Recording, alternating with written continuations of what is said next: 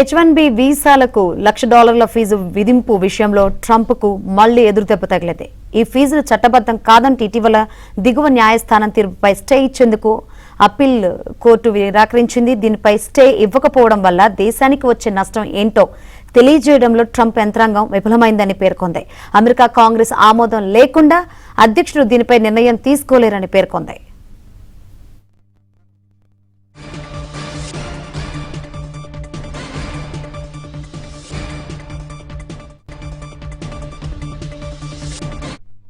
సాధారణంగా వీసాల కోసం అయ్యే ఖర్చును కంపెనీలు భరిస్తాయి. గతంలో ఇందుకోసం $2,000 నుంచి $5,000 వరకు ఖర్చు కాగా గతేడాది సెప్టెంబర్లో ఈ వీసా ఫీజును ట్రంప్ సర్కార్ ఏకంగా $1,00,000కు పెంచేసింది. విదేశీ ఉద్యోగులపై ఆధారపడకుండా కంపెనీలు అమెరికన్లను నియమించుకోవాలనే ఉద్దేశంతో ఈ ఫీజును పెంచారు. దీంతో భారతీయులపై పెను ప్రభావమే పడింది.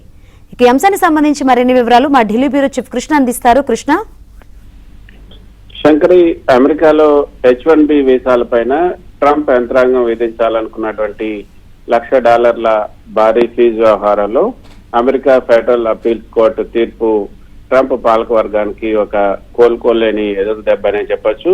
ఎందుకంటే అమెరికన్ ఉద్యోగుల ప్రయోజనాలని కాపాడటం, విదేశీ కార్మికులపై ఆధారపడటం తగ్గించడమే లక్ష్యమని చెప్తూ H1B వీసా దరఖాస్తులపైన $1,00,000 దాకా ఫీజు పెంచుతూ ట్రంప్ ఒక ఎగ్జిక్యూటివ్ ఉత్తర్వు అంటే ప్రొక్లమేషన్ జారీ చేశారు.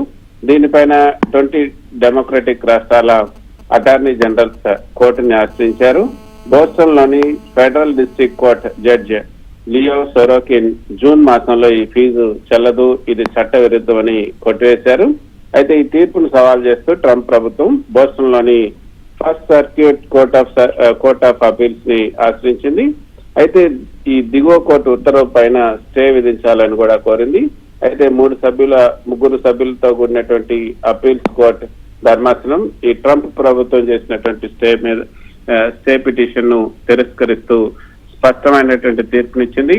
అమెరికా రాజ్యాంగం ప్రకారం పన్నులు లేదా భారీ ఆర్థిక భారాలు విధించే సర్వాధికారాలు కేవలం అమెరికా కాంగ్రెస్ కు మాత్రమే ఉంటాయి. అంటే అమెరికా పార్లమెంట్ కి కాంగ్రెస్ స్పష్టమైనటువంటి చట్టబద్ధమైనటువంటి అధికారాన్ని ఇవ్వకుండా అధ్యక్షుడు స్వతంత్రంగా ఇటువంటి ఆర్థిక రుసుములు అమలు చేయలేరు.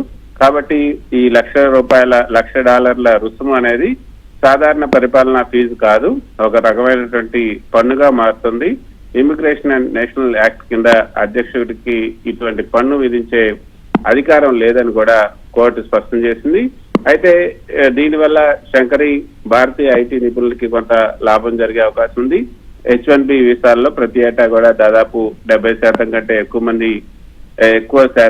ఎక్కువ పొందే భారతీయ ఐటీ రంగానికి సంబంధించినటువంటి నిపుణులకి ఇది ఒక పెద్ద ఉపశమనం అని చెప్పొచ్చు.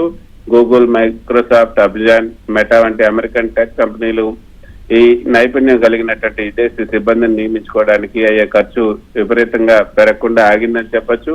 ఇక భారతీయ ఐటీ కంపెనీలు కూడా TCS, ఇన్ఫోసిస్, విప్రో వంటి దిగ్గజాలపై కూడా పడే భారం కూడా కొంత తగ్గుతుంది.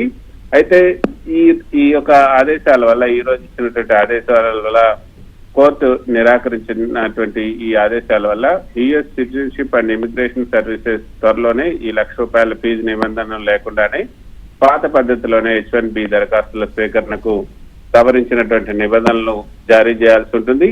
అయితే ట్రంప్ ప్రభుత్వం ఈ అప్పీల్ ప్రక్రియను కొనసాగిస్తూ ఈ వ్యవహారాన్ని US సుప్రీంకోర్టుకు కూడా తీసుకెళ్లే అవకాశం ఉంది. అయితే అక్కడ తుది తీర్పు వచ్చే వరకు ఈ ఫీజు అమల్లోకి అయితే రాదనే చెప్పొచ్చు. Thank you Krishna.